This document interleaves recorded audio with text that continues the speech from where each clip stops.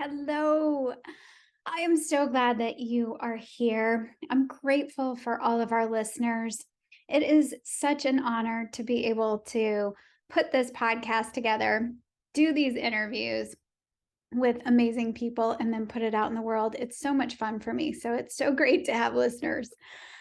We here on the Nourished Soul podcast are getting ready to release a series called Meat for Mental Health. So this was my idea. I wanted to have Meat for Mental Health. And then it turns out that these interviews are about much more than meat and much more than mental health. So I think regardless of where you stand on meat and mental health, you will enjoy the interviews. They're really, really fun people. So I wanted to put out this episode before the Meat for Mental Health episodes come out because I want to make sure that everyone understands I am not anti-plant and that I honor that we all have a choice in the way that we eat. And I want everyone to understand that I honor that whatever way that you have found of eating that works for you, that's great. You keep doing that, whatever that looks like.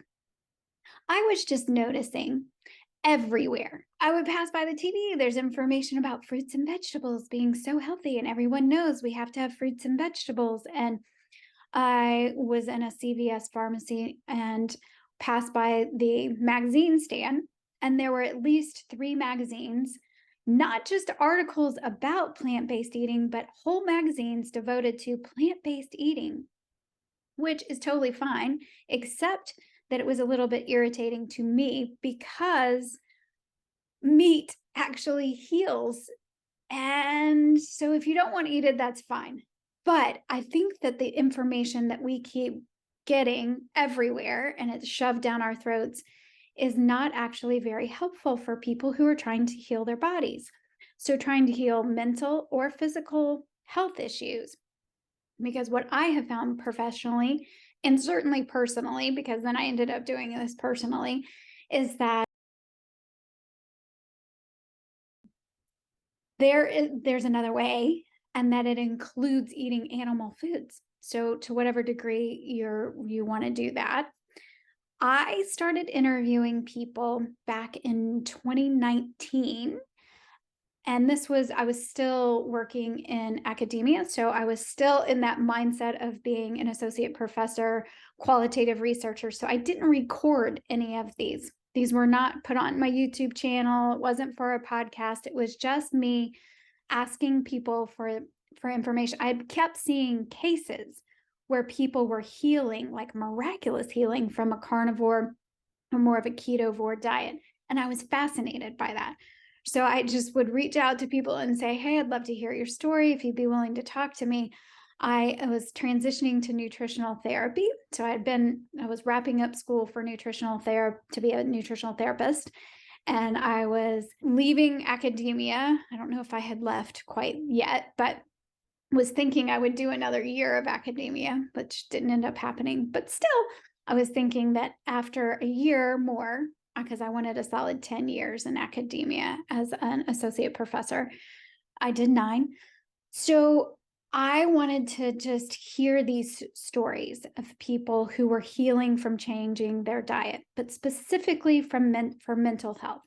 I was really interested in people that were talking about chronic anxiety, OCD, and lifelong depression literally vanishing or becoming not a problem at all for them from eating an animal-based. Most of the people were eating a carnivore diet that I interviewed. So I was interviewing them, still not really thinking that I was going to eat a carnivore diet. I was just interested in their stories and how I might be able to help other people, particularly in nutrition, mental health nutrition. So I was doing the interviews and at some point realized that some of these people didn't mind being actually filmed, and we put some of them up on the YouTube channels before we had the podcast, or maybe the podcast was first starting. Not sure. But anyway, I was doing these interviews and could not believe it, and that people had so much healing from an animal-based way of eating. Because at this time I was teaching gut health, but more from a place of gut health with plants as king. So eating lots of fruits and vegetables for our gut health.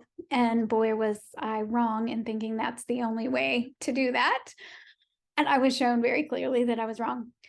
And then 2020 hit, and I was just still not feeling great, even though I ate really, really well. I ate mostly paleo diet. I wasn't dogmatic about any of that, but I ate really clean, whole foods. I was a non-drinker, non-smoker, like really felt like should be feeling great based on the way I ate.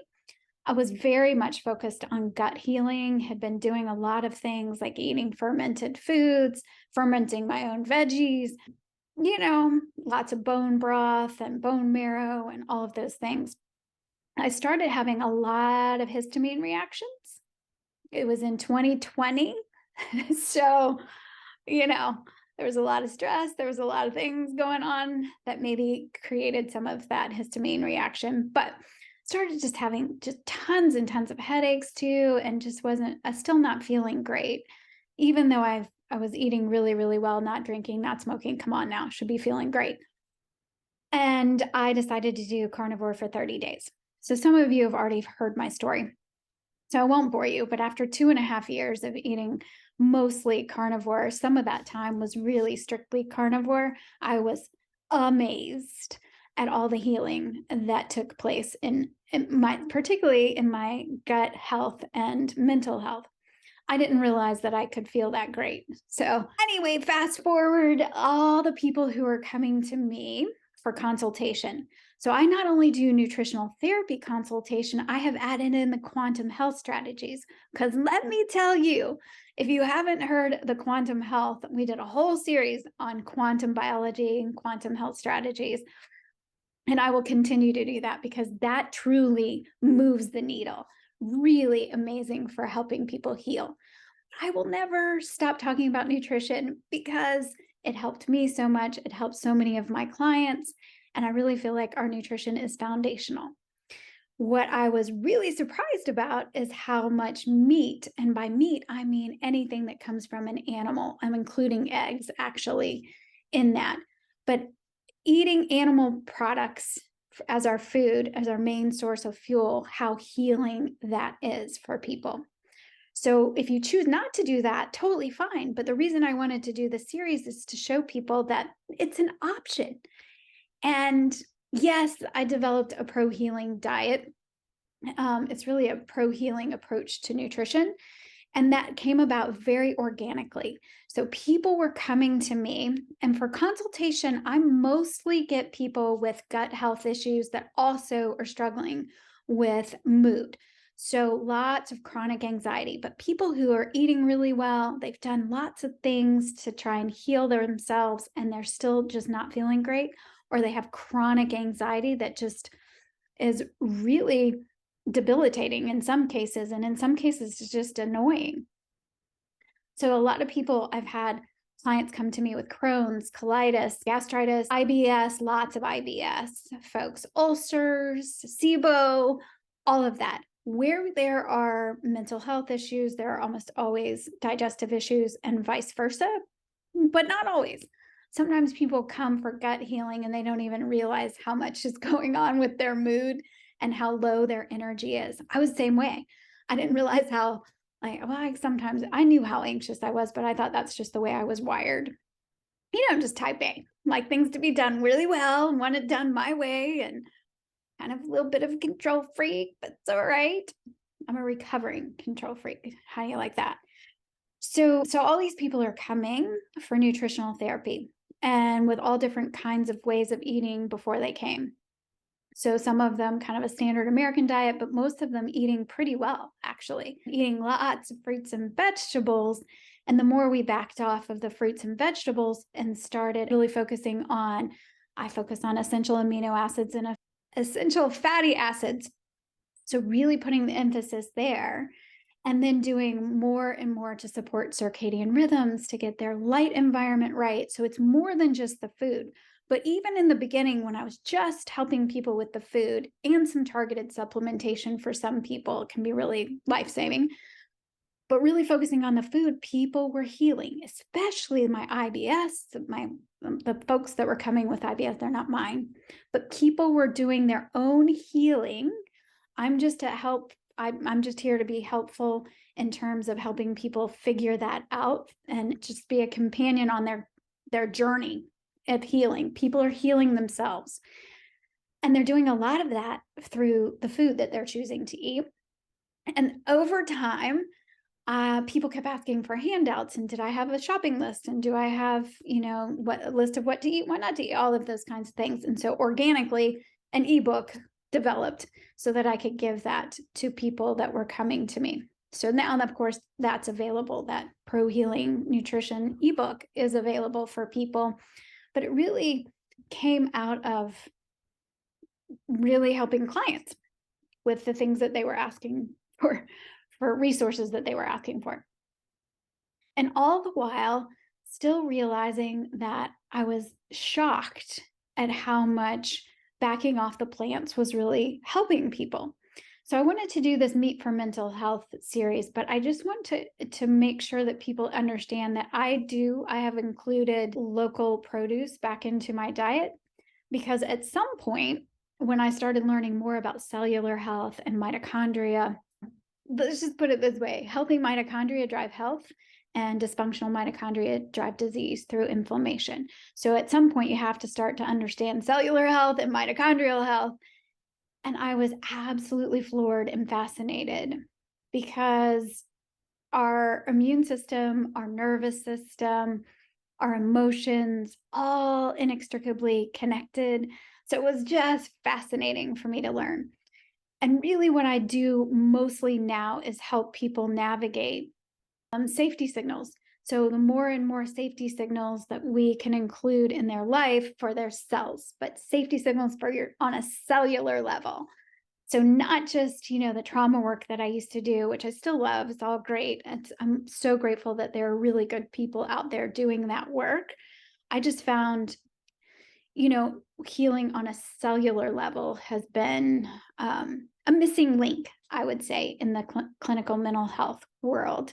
And so similar in terms of safety and stability being first order of business, I'm still doing that. It's first order of business. I'm just doing it from this quantum health perspective, and also helping people navigate nutrition to help send safety signals to their body. And a lot of that has to do with the most nutrient dense foods on the planet that are the easiest for us to absorb. So really focusing on those things. That's beef liver, steak, salmon roe, eggs, but it's the egg yolk. So I have a lot of people that'll come to me and say, oh, I eat egg whites all the time because we were told that that's healthier for us. No. The egg yolk has all of the nutrients that we want. So if you can eat eggs, you tolerate them, you're not allergic to them, by all means, eat the eggs. And seafood. So I'm a really big fan of seafood for the DHA, because DHA is it's an essential fatty acid, but it's also really crucial for brain health and for brain development too. So in utero. And the best source of DHA is seafood.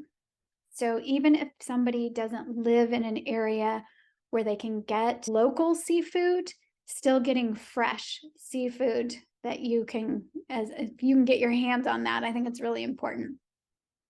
And I often get asked, so how much seafood should I be eating? I eat seafood every single day. So you get to decide how often you want to do that. Sometimes I have people who come to me who have been vegetarians for years and years and years, and their mental health is usually the issue. That's their main concern when they come to me. Sometimes thyroid or an autoimmune issue or some gut health issue, in addition to usually anxiety and depression. That's chronic anxiety. So they come to me and they are eating eggs occasionally. So they might have added fish and eggs and maybe some dairy. And they've noticed that that is actually helping them a lot. And so they're still doing that, but like once a month kind of thing. And so I just work with them on whatever they're willing to do. and start incorporating that weekly, and then trying to incorporate more seafood daily if they're willing to do that. And that's where, I mean, we see huge improvements in their mental health. But also, don't forget, we're talking about quantum strategies, which is all about seasonal eating. So, yeah, carnivore or a ketovore way of eating, lots of improvement, particularly in mental health. You might stay there. It might work so well for you that you just stay with that kind of eating. But it might be that you start to eat more seasonally so that you're helping your mitochondria orient it to the environment that you're in. The more and more I study, the more and more I learn that it really is about being in harmony with our current environment. So, another question I get asked a lot is it more important to adjust our lives, to work on our lifestyle and our nutrition based on our ancestry or our culture, where we grew up, or some kind of, if we're Italian or Russian, or even though you're not living in an area that is in that culture now? And I always say so here's my answer. Or is it better to orient to the current place in which you are living, wherever that might be? The current place in which you are living, wherever your feet are currently planted, you want to orient as best you can and be in harmony with that environment. That is my answer.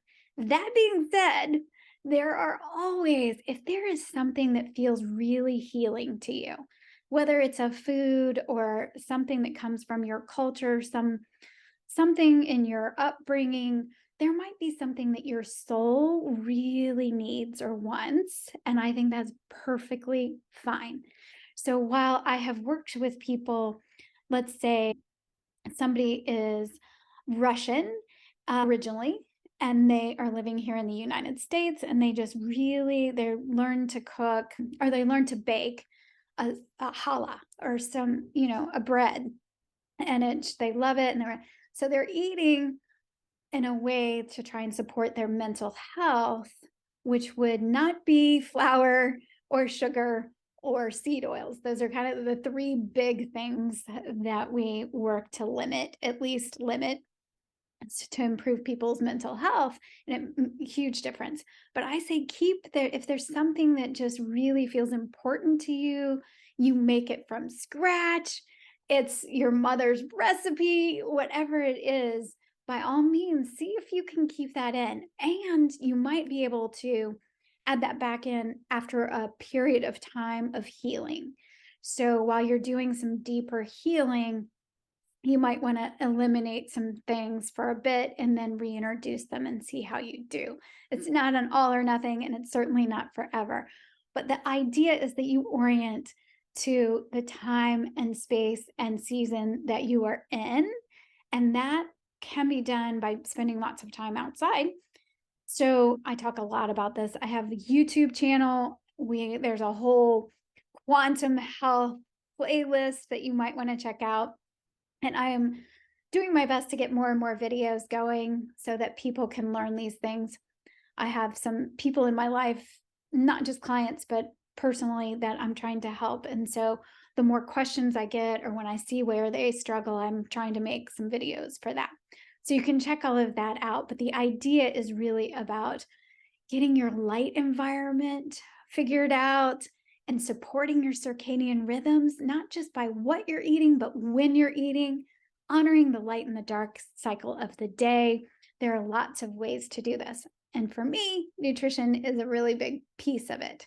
And the safety signals by eating at times that support your circadian rhythms, by eating foods that are nutrient dense, that your body can absorb those nutrients, by eating seafood if you can, that DHA, that's a safety signal to your cell, all your cells, eating seasonally so that your mitochondria can figure out where you are in time and space and in season. All of those things really important in establishing safety and stability, which is first order of business when I'm working with people.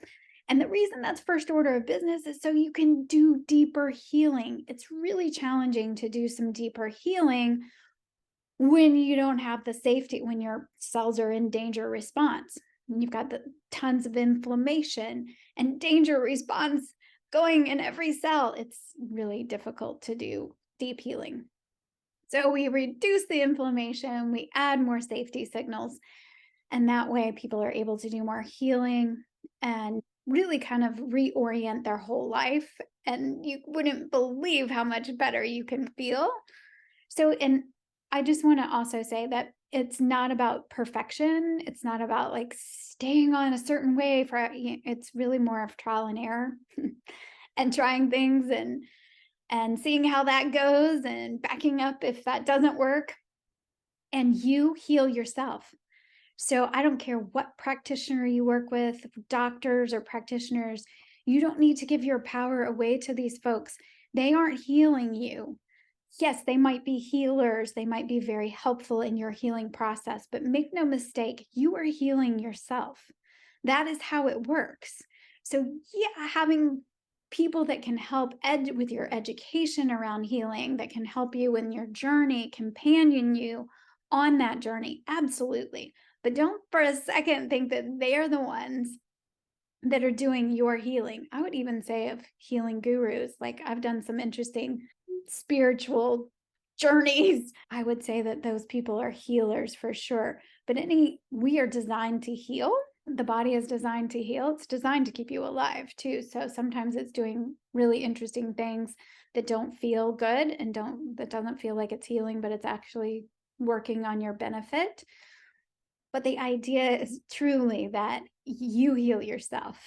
So on that note, I hope that you really enjoy the next few episodes that we have on these Meat for Mental Health, which is actually more than meat and more than mental health, but hope you enjoy that and happy healing.